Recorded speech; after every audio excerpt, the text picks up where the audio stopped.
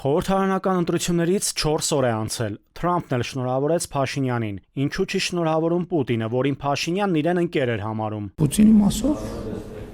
դե հա ինչ չի շնորհավորել, հույս ունենանք շնորհավորել։ Խորհրդարանական ընտրություններից հետո լույսը դեռ չբացված շնորհավորանքների տարափ էր Եվրոպայից։ Ուրսուլա ֆոն դեր Լայեն, Էմանուել Մակրոն, Դոնալդ Տուսկ մեկը մյուսին հերթ չէին տալիս եվրոպացի բարձրաստիճան չինովնիկները։ Շտապում էին շնորհավորել Փաշինյանին հաղթանակի կապակցությամբ, երբ դեռ վերջնարդյունքները չկային։ Փաշինյանի կառավարությունը իհարկե ունի շատ մեծ աջակցություն Եվրամիության եւ ԱՄՆ-ի կողմից եւ իրենք աչք են փակում բոլոր այն կոպտագույն խախտումների վրա, որը Փաշինյանի կառավարությունը թույլ է տալիս։ Սպառնալիքները, ուժի կիրառումը, ատելության խոսքը այն մակարդակին հասել, որը Հայաստանում իշխանության կողմից երբեք չեն եղել։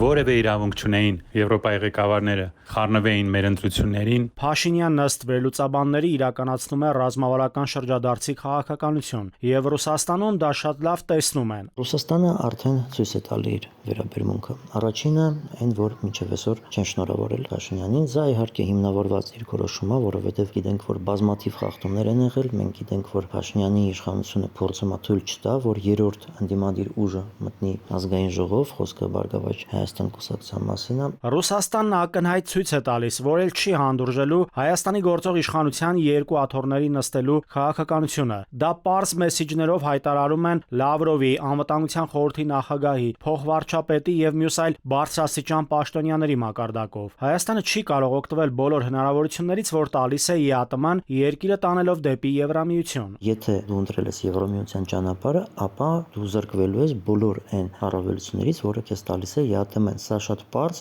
ասվում է այս բանին եւ դա հասկանալի դիրքորոշում է։ Ըստ քաղաքագիտական որոշ կանխատեսումների, սակայն Փաշինյանը փորձելու է մնալ ԵԱՏՄ-ում, ինչքան որ դա հնարավոր է եւ ինչքան որ դա օգուտ կբերի տնտեսությանը։ Վերջնարդյունքում ըստ որոշ կանխատեսումների Փաշինյանն իր քաղաքական վեկտորը չի փոխելու։ Այսինքն ինքը գնալու է Մոսկվա, փորձելու համոզել, որ ամեն ինչ նորմալ է, ուղղակի փոքր խնդիրներ կան եւ այդ խնդիրները մենք կլուծենք, բայց Ռուսաստանում արդեն դրան չեն հավատում, հաշվի առնելով, որ Փաշինյանի թիմը ամբողջ այս ընթացքում, ոչ միայն նախընտրական, այլ տարիների ընթացքում ամենակոշտ հակառուսական մեղադրանքներով է ելույթ ունեցել եւ չեն կարողացել հիմնավորեն այդ մեղադրանքները։ Եթե դուք տանում եք երկիրը դեպի արևմուտք, ինչու եք դուք օգտվում ԵԱՏՄ-ի բոլոր հնարավորություններից եւ շահ ստանում։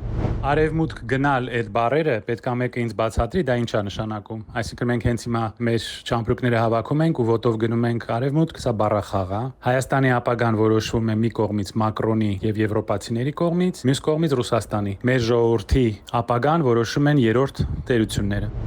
Հետհայաց 10-ից 15 տարի առաջ այն ժամանակ եվրոպացիներն էին շատ զգուշավոր եւ չէին շտապում այդքան շուտ շնորհավորել ընտրվածին, որքան այսօր։ Ժողովրդավարական ուղով ընթացող եվրոպացի պաշտոնյաների քաղաքականությունում ինչն է փոխվել։ Հայաստանն է ավելի ժողովրդավար երկիր դարձել Եվրոպայի աչքերում, թե եվրաչինովնիկները հիմա աչք են փակում Հայաստանում բոլոր խախտումների, չարաշահումների բացասական երևույթների վրա։ Ըստ վերլուծաբանների եվրոպացիների քաղաքականությունն է այդպիսին։ Կեղծ կժպտան ու տանեն այնպիսի քաղաքականություն, որ եւս մի երկրի պոկելու եւ իրենց կողմը քաշելու հնարավորություն ունենան հարավային Կովկասից։